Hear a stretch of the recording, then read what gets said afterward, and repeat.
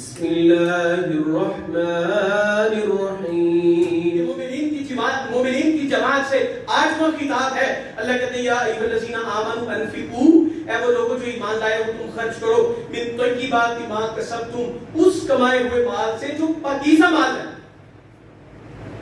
پاکیزہ چیزیں خرچ کرو. مال خرچ کرنا ہے تو پاکیزہ.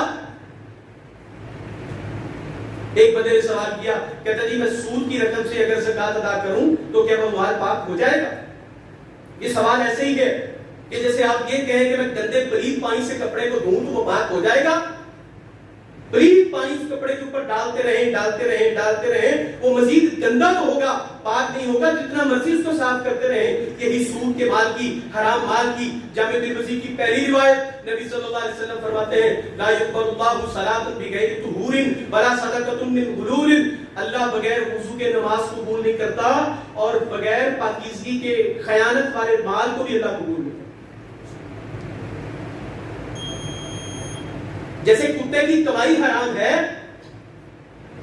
ویسے سود حرام ہے. سود کی کمائی حرام ہے.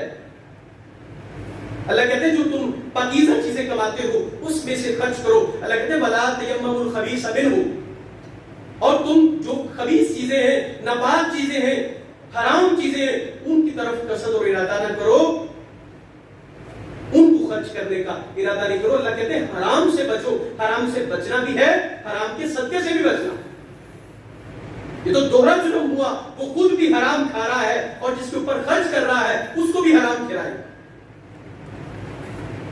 حرام سے خود بھی بچنا ہے، لوگوں کو بھی بچانا ہے.